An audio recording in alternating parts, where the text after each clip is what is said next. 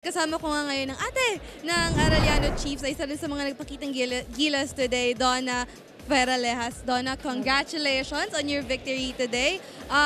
Last season, you guys were cut short to your victory. Now, how does it feel to finally be able to go back to that Final Four contention? Siyempre po, una, kay Lord nagpapasalamat kasi sa gabay. And siyempre po, sobrang happy po kasi ito nga po, nagbabalik po kami. And ito naman po yung sinet naming goal and masaya po kami na puntahan po namin to yung una naming goal and yun. Sobrang happy lang po talaga namin ngayon. Kaya nga nasabi sa akin ni Coach Obet kanina, wala siyang ibang goal, basta makapasok lang muna doon sa Final Four, which you guys did today. Ang tanong ko lang, sabi mo sa akin kanina, by the way, na-share mo sa akin na sobrang similar situation yung nangyari sa inyo during NCAA Season 98. Ano nangyari? What's the difference? Bakit iba yung pinakita nyo ngayong season na ito? Siguro, yung tapang andun lahat. And lahat talaga nagtrabaho kahit yung mga pinapasok. Makikita mo po talaga na sa bawat isa sa amin na gustong-gusto po talagang kunin yung game na to. And which is yung kailangan nga po straight set. So yun, nagawa po namin and yun, sobrang happy po. Grabe, na-keep nyo nga yung promise nyo kay Coach Obet to just make this game 3 sets lang, no? We all know na kapag ka nag-prepare yung team or kung paano nag-prepare yung team para sa araw na ito, you guys scouted your opponent, tapos nag-training kayo and all. Pero curious lang ako, paano ba nag-prepare tong si Donna? Meron ka bang mga rituals na ginagawa pre-game? Wala naman pong ritual, pero syempre po, una po, nagpe-pray and yun po, wala naman po kasi sa kalaban mo yung ikakapanalo nyo. So, nasa sarili nyo po yun. So, ako po, nagtiwala lang po din ako sa sarili ko. And siyempre, sa teammate ko po, sa mga spiker ko, na nagtiwala po kami sa isa't isa na makakaya po namin to. Which is a very good thing. Pinakita nyo nga sa amin na yung trust nyo sa isa't isa during the game.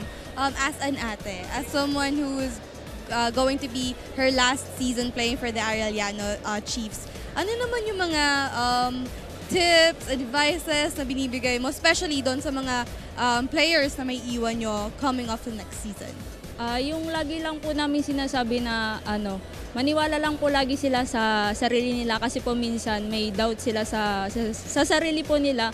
So, every game and every training dapat po may tiwala ka na makakaya mo na, ayun, lagi po namin pinapaalala sa kanila na magaling na sila, yung skills nila andyan na.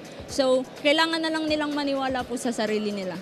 Yan po, yun lagi po namin na-advise. Hindi lang dapat yung physical, yung talagang dapat pati yung mental. Yes, ayun. Po. Ngayon naman, ang curious lang ako as a graduating player for the Arellano Chiefs, what's next for Donna Peralejas? Di ko pa po alam pero ayun nga po, pinapag sa Diyos ko na lang po yung lahat and pagtatrabahoan ko pa naman po kung ano po yung gusto kong mapuntahan and magtitiwala po ako sa kanya kung ano po yung ibibigay niya. Ayun, sobrang excited kami lahat for to see what's next sa'yo, Donna. Ngayon naman, bibigyan kita ng pagkakataon. If ever you have your families, your friends, supporters na gusto mong batian, go ahead. Ayun, unang-una po syempre, binabati ko po yung family ko, Paralejas family, Rubio family, and yung ate ko po na nasa New Zealand, si Ate Neri, and yung bayaw ko po, si Kayoy, and yung kuya ko po, si Kuya Win, and syempre sa pamilya ko po sa Rizal, sa Binangonan, hello po sa inyo dyan, and yung sa kagawad po namin na napakaganda, kagawad Jolan Bolado, and syempre po, sa kaibigan ko, si EJ Limon, si Meng, si Ivan, si Chairman Lander, hello po, and yung kay Reggie po, and yung family po niya, Bagasina family and Bonnie family.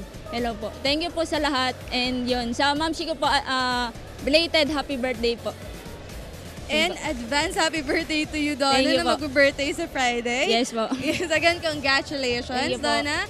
Balik sa inyo, Anton and Gaira.